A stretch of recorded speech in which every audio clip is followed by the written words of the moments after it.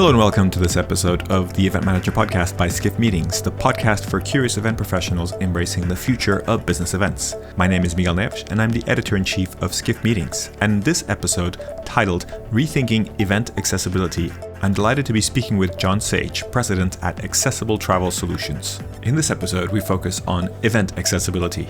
We talk about the many people that don't identify as disabled, the invisible disabilities.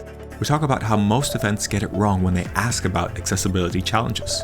We talk about the danger of making accessibility a checkbox exercise. And we talk about showcasing accessibility initiatives in detail. And we talk about the 3 pillars of accessibility. I hope you enjoy listening to this conversation, and I invite you to check out the other episodes of the podcast, which you can find on our website or by subscribing through your favorite podcast service.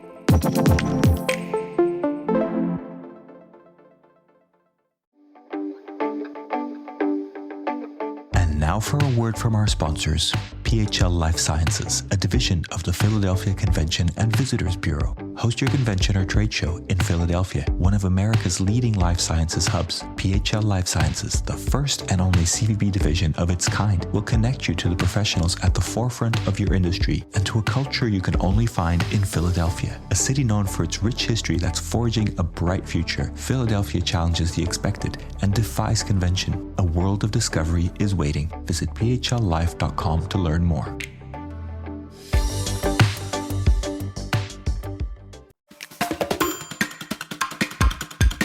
Hello, everybody. Welcome to the Event Manager Podcast. I'm delighted to have John Sage, the president at Accessible Travel Solutions, joining me on the podcast today. John, welcome to the show. Thanks for having me. So, John, I believe we came into contact. We met you through, I think at MPI WEC. I think my colleague Andrea Doyle met you. I think she was maybe at one of your sessions and heard you talk about accessibility in the travel industry. And for those who don't know who you are and what you do, could you take us through a little bit of a personal introduction of who you are and what you do? Sure. Yeah. So I'm a manual wheelchair user, and I spent a lot of time in my 20s traveling in Europe as a hobby. And it was hugely time consuming to plan those trips and find out the accessibility details. And after each trip, I would tell myself, now, having been here, I would have done it differently. But I know how to do it for somebody else. And so I started a company to plan trips for people with disabilities. And that ended up growing across Europe and the Caribbean and some other places. And we now have a second company where we sell to travel agents and we provide accessible shore excursions to the cruise lines. And we help businesses and DMOs succeed in accessible travel as well. So we do a variety of things to make travel easier for people with disabilities. Thank you for sharing that. And I think you speak and you're connected with meetings and events in some ways. How does that connection work? Are you speaking a lot? Are you keynoting? Are you doing workshops? How does that work on your end? So this is something, our newest product that we launched is something called the Sage Accessibility Leadership Workshop. And so we actually meet with individual companies and DMOs and those types of organizations to really bring their senior leadership up to speed on the most important accessibility research and accessibility concepts that are out there right now. And that's based on, we've been doing products for a long time, tours and packages and things like that. But what I found through a lot of my discussions with executives is that it's very difficult for an able-bodied executive to really understand accessible travel and the mentality of the disabled traveler, not just the physical needs of door widths and bed heights, but actually their mentality and how to make them a customer, a loyal customer. And so that's something that we've been working on, is how to educate the very, very top people. And so there's been some speaking engagements, also these individual workshops is really how we're trying to get the message out. So in your experience going to events, meetings and events are really our world. And in your experience of attending, participating, being there physically, do you have some examples, and I don't need you to share company names or specific events, but do you have some examples of events that, get it right? And maybe some examples of events that really don't get it right, could you maybe give us a picture or kind of anecdotes of examples there so we could kind of see it through your eyes in some ways? Yes, I can. So I'll say that the events that get it right, often it's just sort of luck. Is really it's that they've been lucky and sort of accidentally chosen some really good locations, because I have not seen event organizers that do a real proactive, comprehensive approach to location selection.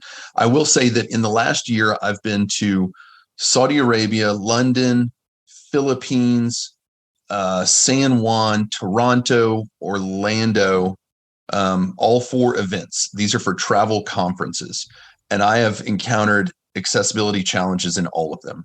I mean, one of the conferences was an accessible travel conference, and there was significant accessible travel challenges there with the transportation they used.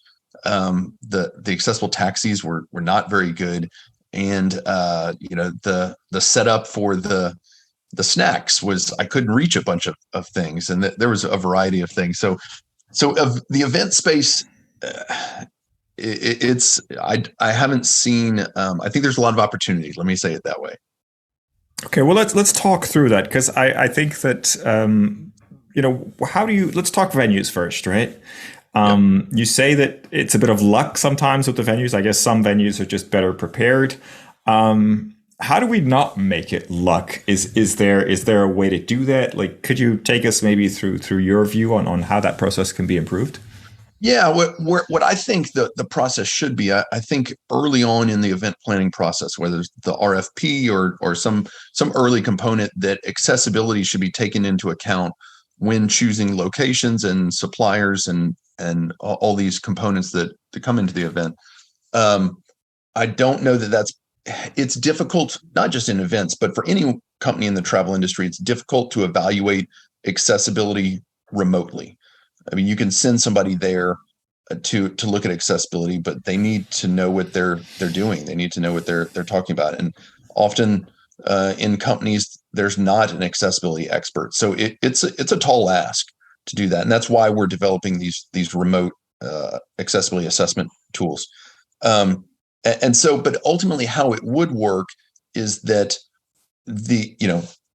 a destination proposes some locations, and there's some type of detailed accessibility description of each location that can factor in. Okay, I know there's multiple factors in choosing a hotel or choosing a conference center, but accessibility, I think, has to be one of them. I mean, if sustainability is a factor, if DEI is a factor, then I would think accessibility needs to be a factor. But in terms of, a lot of times conferences, venues are chosen years ahead sometimes, I mean, and it's hard, I guess, to judge the different types of accessibility needs that will be required depending on who registers, et cetera.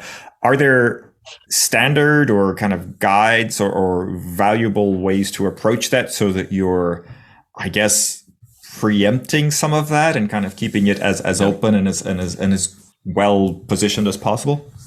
Yeah. So I guess one thing I'll say is that for a travel business that's planning a trip for a family, you don't really know what their needs are going to be, and you might not address them until you find that out. But for an event that's going to have dozens or hundreds or thousands of people, there will be disabled people attending. I mean, there just is. It's 20% of the US population has some type of disability. We're not just talking about wheelchair users. We're talking about people with low vision, we're talking about people with bad knees. And so there's absolutely the drive to make the event accessible, regardless of who the attendees are. Just make it accessible up front. In the grand scheme of things, it's not going to cost you a whole lot if you do it efficiently. And so I think that's what it is. And I see that, I was just at a conference in Toronto, and, just having captions on the video screen would have been a big help, and requiring the speakers to use the microphone, even if it's in a small room. That was at a different place in Galveston, but just some of these things just help in low vision. Or I know that I just enjoy reading captions. If somebody has an accent, having the captions is helpful, and I don't have any real vision issues. So I think it needs to be comprehensive from the start. And is there a sort of ultimate list of everything that needs to be done, or kind of does it depend on the venue? How do you kind of approach that? Yeah. So there are accessibility guidelines and requirements that exist. So there's the Americans with Disabilities Act deals with a lot of physical accessibility. It doesn't deal with processes.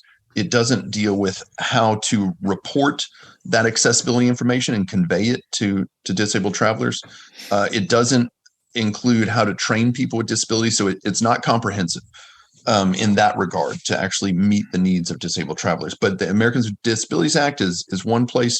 There are accessible tourism guidelines from an organization called ISO out of Geneva.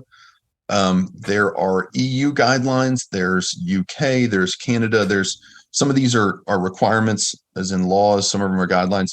There's a lot of information out there, but that's part of the challenge is which of these, which organization is going to sit down and read hundreds of pages of accessibility guidelines. Accessibility is complex. It's not, oh, here's a one-page checklist. That's not going to do it, unfortunately. I wish it were that easy, but that's the challenge. There's a bunch of guidelines out there, but how do you actually implement and execute them is where the challenge comes in. It sounds like a lot of the things that you're mentioning are just good practice, right? I think, like you say, somebody who's sight impaired or needs a larger font, I think it's just good practice not to have signs with small print, right? It does feel like a lot of these things would help improve events as a whole anyway. Because I think you also kind of alluded to this in some ways. There's kind of like legal things that you have to do or legal requirements and regulations, but should we really be aiming to go beyond those in most situations? I mean, absolutely. If we're talking, DEI is such a focus right now. Well, DEI is, what does the law say about DEI? It's kind of the bare minimum. You have to do a lot of things wrong to violate the law in DEI. I would think, and so I think you're absolutely right that it's going beyond just what the legal requirements are to be welcoming for all attendees and all participants. And there's a competitive advantage for businesses that sort of make that leap. You can get in, you can attract excellent qualified employees that want to be included and don't want to have a bunch of accessibility challenges while they're at the workplace. I think that's very valid. So let's go back. One of the things when we're organizing events that we sort of default to, rightly or wrongly, is that we have a kind of a checklist or a question at registration. We say, do you have any accessibility challenge or disabilities or anything like that? Does that work? And how can we improve that if we can? Yeah. So I just filled one out for a conference I'm going to Riyadh. And I don't know how to necessarily answer that. I mean, I can put something, I can say, hey, I'm a manual wheelchair user. I want a roll-in shower. There's a few things that I can put in there, but I don't know what the venue location looks like. So I can't answer that question in a comprehensive way. In my case, I punted it back to the event organizer. I said, tell me, you want me to book a room in one of these 3 hotels? Give me all the accessibility information on those 3 hotels. I want to stay in the most accessible hotel. I think they're going to struggle to answer which of these hotels is the most accessible. And that's what I want. I want the most accessible hotel. I don't want to just know how many accessible rooms there are in each hotel. And so that's a challenge. I think it's for disabled travelers to communicate all of their accessibility needs throughout their whole trip process is a tall ask. And I don't know that you'll ever get somebody to communicate all their needs in a way that the event organizer can implement that. So I think, to answer your question more specifically, I think the responsibility for accessibility should not be on the attendee. I think it should be on the event organizer relative to existing accessibility guidelines and laws. Mm-hmm. And in terms of these, these registration questions, are there ways to improve this? Should we be asking different questions, or are there any kind of other industries or maybe airlines or something like that do it better that we could learn from? Do you have any advice for that? Yeah, the airlines also, when you book airlines, it talks about your type of equipment and whether you have a manual wheelchair, electric wheelchair, and dry battery, wet battery for some safety reasons. It talks about, can you get yourself all the way to the gate? Do you need somebody to push you? Once you get to the gate, can you walk to your seat, or do you need somebody to help you get into an aisle chair and they pull you to your seat? And so there are some questions they ask there. Yeah, I think more specific questions would be helpful around, mobility and hearing and vision and sensory cognitive and dyslexia and all these different things. I think that would be helpful to ask more questions. I'm trying to think. I don't know if there's enough questions to ask. I think it'd be a little tough. I do know. I'll tell you one thing that's nice. When I flew on American Airlines to Warsaw a few months ago, they called me in advance to ask about my accessibility needs. And while there's still some challenges there, it certainly felt good. It felt good to have somebody call, and if there was something that I had a real concern about, that I could actually speak to a human rather than just type a request into a text box. And so I thought that was progress. That sounds like great service in any case. If you were consulting with a planning company, let's say somebody that's doing a big event, a trade show or something like that, where would you start? What's your process for kind of like helping them make an event more accessible? Is it the registration? Is it the venue choice? Or are there other kind of components that are really important for you to look at? Yeah, what I've seen with a lot of the travel businesses where I've spoken to their executives, where it really starts is acquiring accessibility expertise. Is really it. And so that's whether that's training employees or workshops for senior leadership or master classes. It's really acquiring accessibility expertise, because it's difficult for anyone to implement accessibility if they don't really have a lot of knowledge around it. So that's where I would start. And then I think the venue choices are going to be key, because if you choose the wrong venue, what ends up happening is you have to perform a bunch of additional customer service work down the road that's going to be time consuming, and you might not get it right, and it's just going to be difficult. And so choosing the right venue is going to save you a bunch of work in the long run, and it's going to make for a better experience for the attendees. So, but it's not just the physical venues; it's also how do you get between the venues.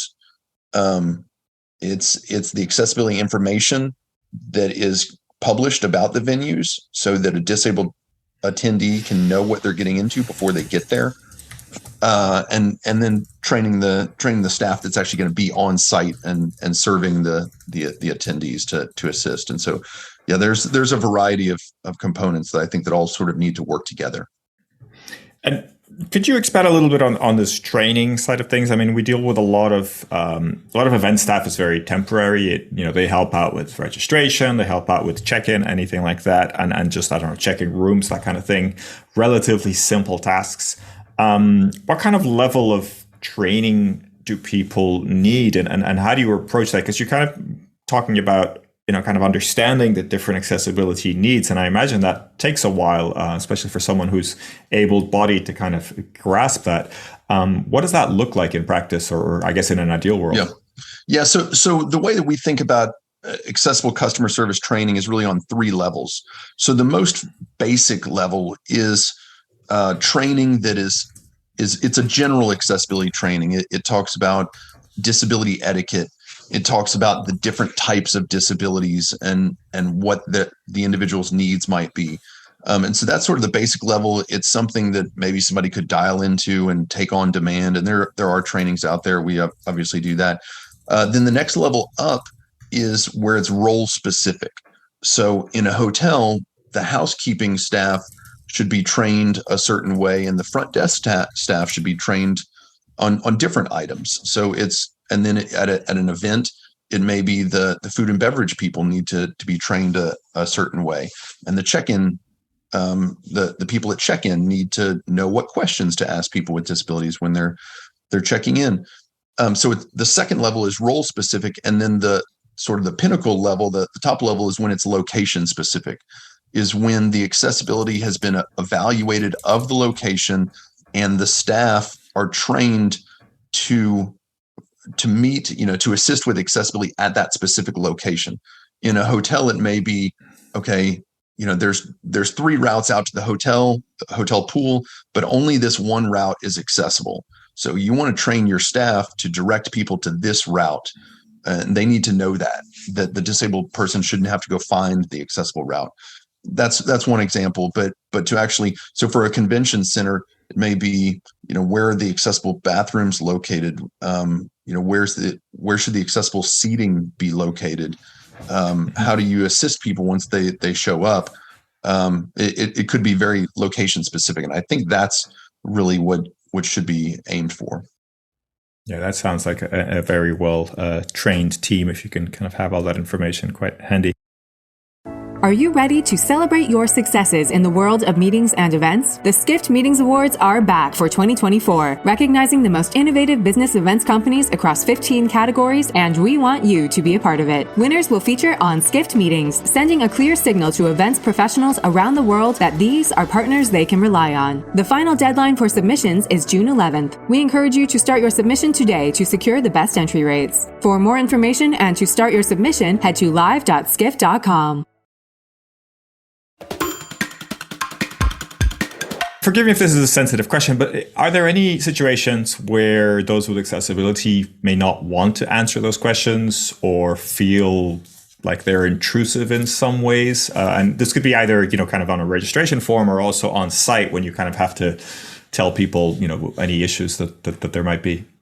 Yeah, absolutely. So, and there's been a bunch of research. If you ask everyone, some huge group, do you have a disability? A lot of people that technically have disabilities will not say yes. They don't self-identify as disabled. They say, oh, I just have a bad knee, or I just have bad eyes.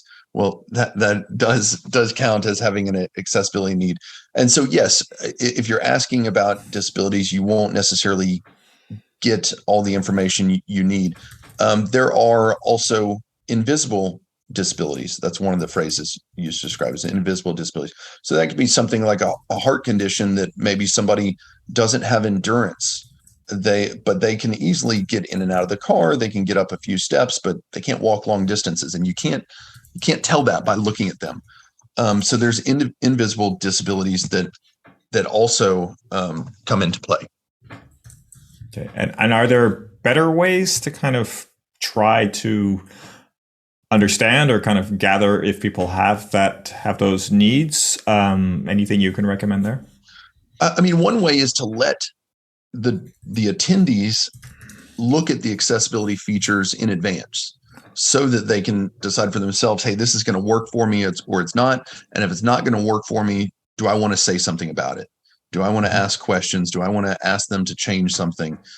And so providing that information in advance before they're actually on location is a key way. I think the more transparency that you can provide, the better it is for everyone, so that and as the event organizer, you don't want somebody showing up thinking it's going to be accessible for their needs and it's not, and now you've got to solve a problem on site immediately. That's you want to try to avoid that situation. So if I understand you right, I think the ideal situation would be that you say, hey, here's the venue, here are the rooms we're using, this is where we're serving food or kind of different things that go into the event. And you say, these are the things that we're actively doing to make this experience accessible.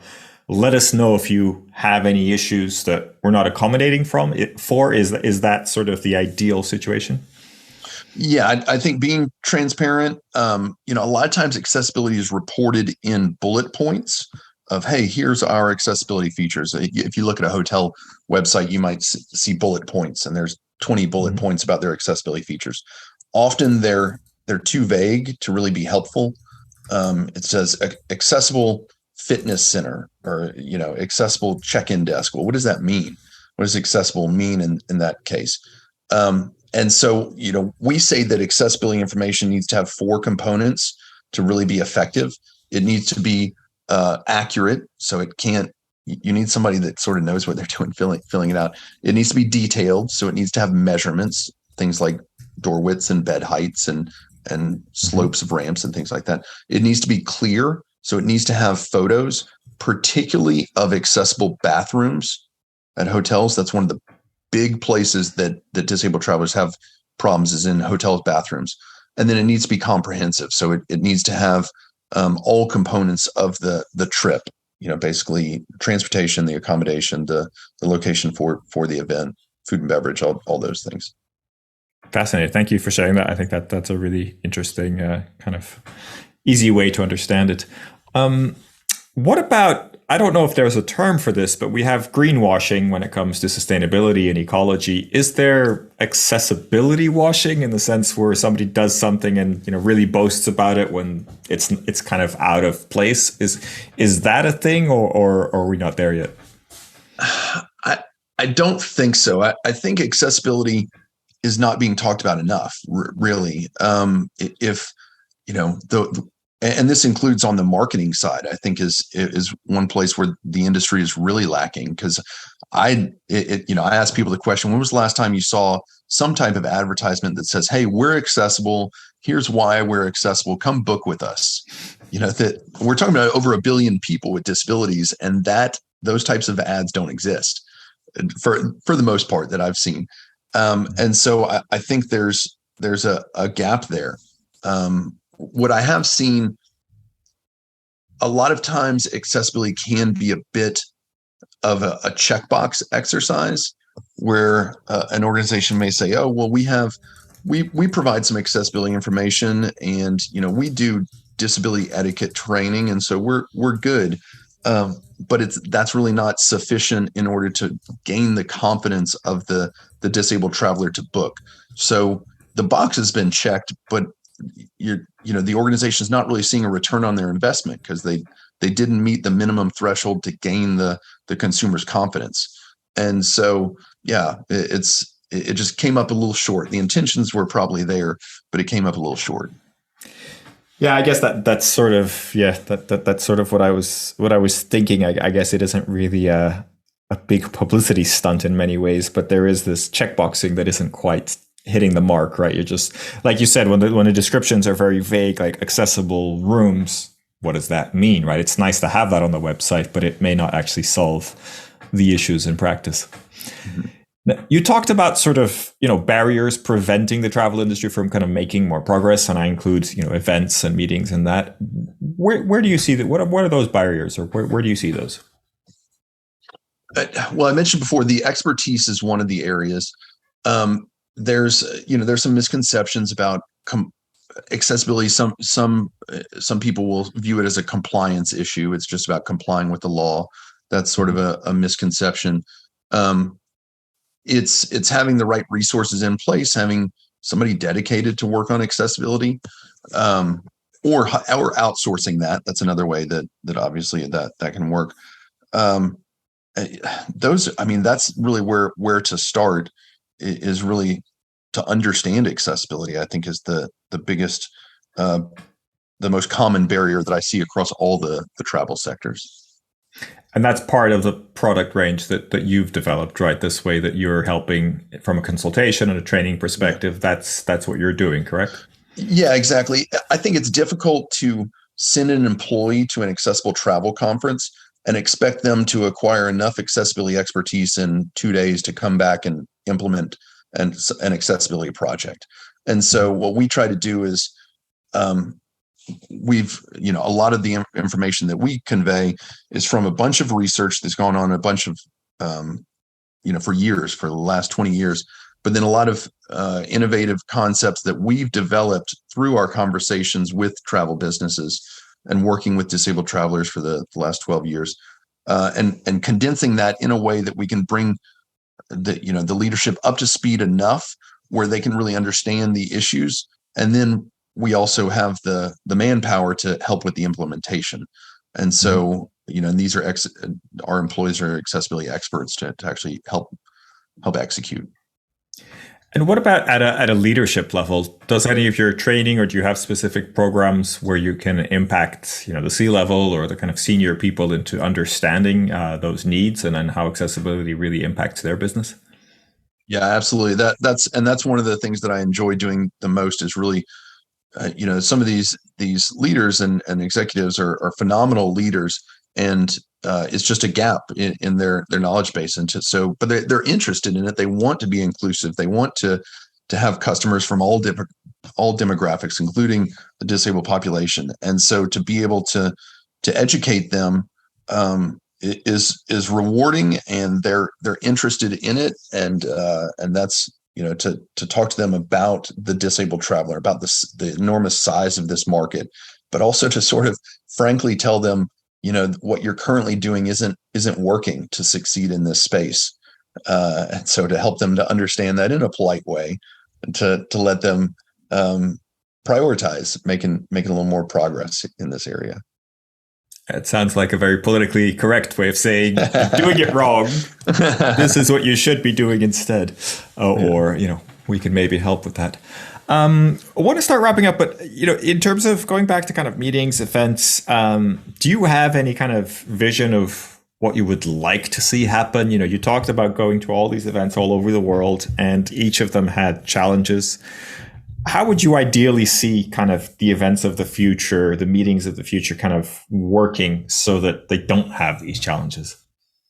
Yeah. So my ideal scenario, so I look at the whole travel industry and see, okay, how does, the question I always ask is, how does accessibility improve across the whole industry? Where I think meetings and events have a real opportunity to make a difference is to incorporate accessibility into their location selection process, their RFP process. Essentially, meetings and events have buying power, basically, and can influence other organizations in a way that laws maybe can't. And so that's the same, sort of like the OTAs, they have enormous influence. And so I would love to see meetings and events incorporate accessibility in everything that they do. Say, hey, if you really want to win our meeting and event, if you really want us to come to your location, we need to see what you're doing on accessibility.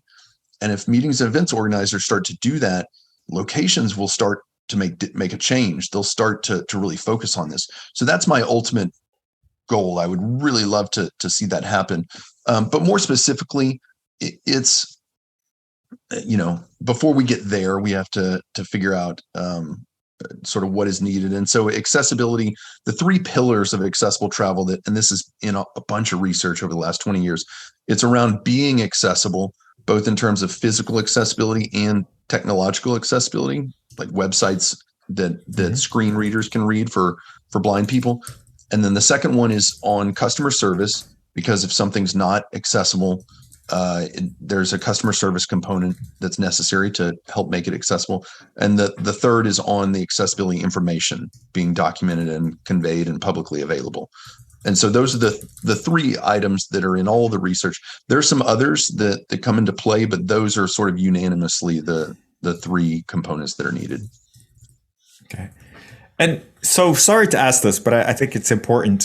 What do you say to an event organizer that, understands that they're not doing enough, that the event is not accessible, but kind of says the vast majority of people coming to our event are able-bodied, do not have accessibility issues, so I'm going to make the choice not to go to the extra expense to do these things. Is there anything we could do to change that? Yeah. But first off, I normally don't hear that vocalized. Most people don't actually at least say not that. In those words, right? Yes. Yeah, exactly. So I normally don't hear that. I guess what I would, one of the arguments I say is, okay, are you working on sustainability? Where's your immediate return on investment on that? How is that resulting in more bookings in the near term? Or if you're working on DEI, where's your immediate return on investment on that? So it's not just about an immediate return, but I would argue that with the disabled population is so underserved that you will actually see additional bookings.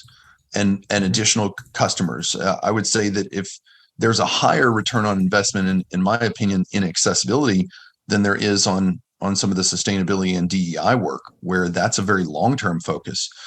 So I think it's money very well spent, and a lot of it is not terribly expensive. I mean, what does it cost to put captions on a video? That's not real expensive. There's a lot of computer programs that can do it automatically, and so it's looking at that, and it's not to say that there needs to be a huge price tag to make progress. There are there are low hanging fruit that are a great place to start, just in documenting accessibility. I love that.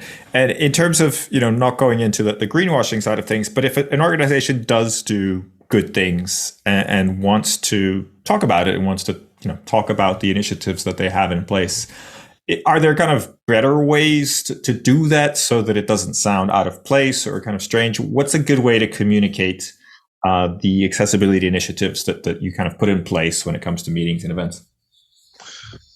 Yeah, I think, there's a whole PR component of this too, is when accessibility is done right, talk about it and publicize it and say, hey, whether it's a location, to say, hey, we looked at all the hotels near our convention center and we evaluated them for accessibility, and here's all the accessibility information on these hotels. It's already done. You don't have to do it on your own. That could be very attractive. And we looked at our convention center and we have the transportation already lined up.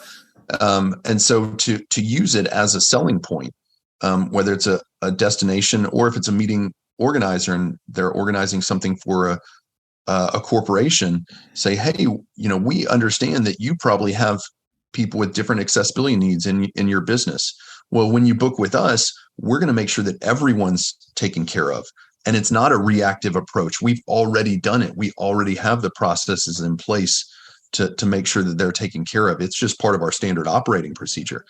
I think that's a really strong selling point, to say we're going to be inclusive for all of your employees, regardless of accessibility needs. So I think there's an opportunity there on the PR and marketing side. Absolutely. And it sounds like meetings and events can be a great testimonial in a way, or a calling card for a destination that has done a good job in terms of accessibility, right? If an event talks about it, then I'm sure it also reflects in the business travel, but also the private and the consumer travel. Yeah, absolutely. John, fascinating talking to you. Thank you for taking the time to be with us today. I think this is an area that I have to admit I am not an expert by any means, and that's why it's good to talk to you and have people like you on the show. Wanted to get your recommendation for somebody else to have as a guest on the podcast. Sure. Yeah, I have a friend that I've known for a long time. His name's Ron Pettit, and he leads the accessibility efforts at Royal Caribbean, and he's extremely knowledgeable and a great guy. He would be somebody worth speaking to. Absolutely. So I'll get contact details, and hopefully we can make that happen and continue these conversations around accessibility. John, it's been a pleasure. Thank you for taking the time to speak with us. I hope you enjoyed your experience, and I hope the listeners enjoyed learning a little bit more about accessibility with John Sage. Thank you for your time. Thank you.